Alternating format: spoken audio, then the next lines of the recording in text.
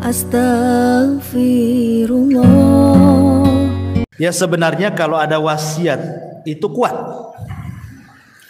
Orang yang dapat wasiat memandikan itu dia sangat kuat posisinya. Pamannya nih,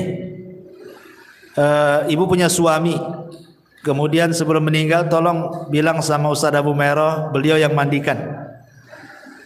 Berarti saya ini lebih kuat dibandingkan keluarga, karena saya pihak orang yang diwasiati, lebih kuat posisinya. Ya, harusnya kan pihak keluarga tahu. Nah, makanya kenapa wasiat itu kalau bisa perlu ditulis. Kalau sekarang mungkin direkam gitu ya, ada handphone kan. Nah, kadang keluarga nggak percaya kan, mana ada deh wasiat-wasiat, pandai-pandai kau aja katanya. Takutnya gitu pula kan. Makanya harus ditulis wasiat itu supaya dibaca oleh semuanya. Ya kalau keluarga nggak percaya kan ada bukti itu. Datangkan orang pintar, para ustadz, nanti kan dijelaskan sama keluarga. Ya, karena masalah wasiat itu kan semua orang paham, takut melanggar wasiat itu. Ya. Sekarang masalahnya kalau wasiatnya hanya berbisik-bisik sebelum meninggal, dia berbisik, tolonglah kalau saya meninggal kau yang mandikan. Nah, tapi karena terkalahkan dengan keluarganya, akhirnya yang harusnya ibu mandikan, keluarganya pula yang lain atau orang lain fardu kifayah yang lain mandiin kan itu. Ya minimalnya ibu ikut mandikan di situ, ikut mandikan di situ. Nah, sebagai bentuk pengamalan wasiat tadi. Karena sebenarnya kalau itu suami istri yang berhak memandikan ya pasangan masing-masing. Ya, jadi kalau meninggal istrinya suaminya mandikan atau sebaliknya, karena hanya dua orang inilah yang berhak melihat aurat dari ujung kaki sampai ujung kaki. Yang lain tidak boleh. Ya, yang boleh memandang aurat semuanya itu hanya suami ke istri atau istri ke suami.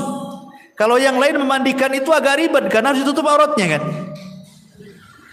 Walaupun anak-anaknya, tetap kalau dia sudah balik ditutup kan gitu. Tapi kalau suami istri bisa terbuka semuanya. Jadi yang lain hanya pamannya naruh saja gitu ya. Ya istrinya kan bisa, ya namanya kan telanjang kan lebih luasa mandikannya. Yang penting sudah diletakkan di tempat kerandanya kan. Bisa sendiri asal sudah ditaruh, karena dia leluasa namanya.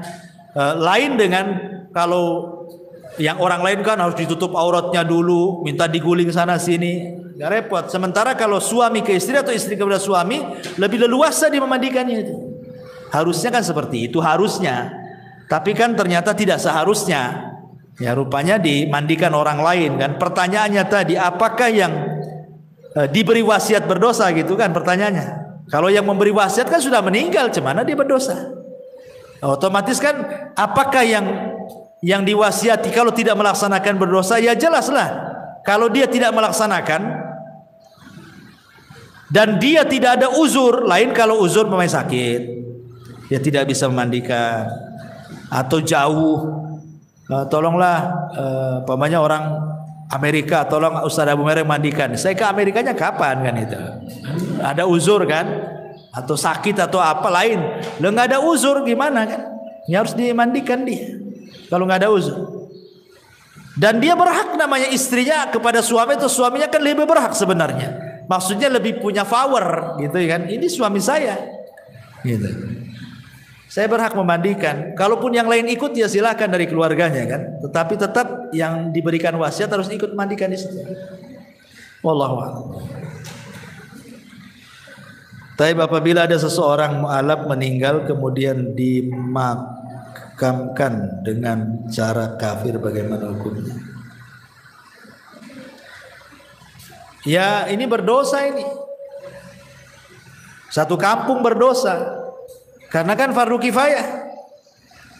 Kalau seandainya nih orang satu Puskopkar nih, ada orang muslim meninggal, anggap mu'alaf, kemudian dibiarkan dikembalikan ke keluarganya yang kafir, berdosa semua. Kenapa? Karena fardu kifayah itu kalau ada yang melaksanakan sebagian gugur bagi yang lain. Tapi kalau seandainya tidak ada yang melaksanakan, berdosa semua. Ya. Kecuali kalau memang dari pihak keluarga maksa kan, ini anak saya, kalian yang nggak usah ikut-ikut kan. Sementara kita tidak punya pemerintah yang kuat menekan bahwa seorang muslim tidak boleh lagi dimandikan oleh keluarganya yang kafir kan? Ya itu kan darurat namanya. Ya, tapi kalau kita biarkan jelas-jelas dia seorang muslim tidak dimandikan, berdosa semua lah. Karena fardu kifayah itu yang kalau sudah dilaksanakan sebagian berarti gugur bagi yang lain. Kalau tidak dilaksanakan berdosa semuanya. Alhamdulillah. Wallahu a'lam.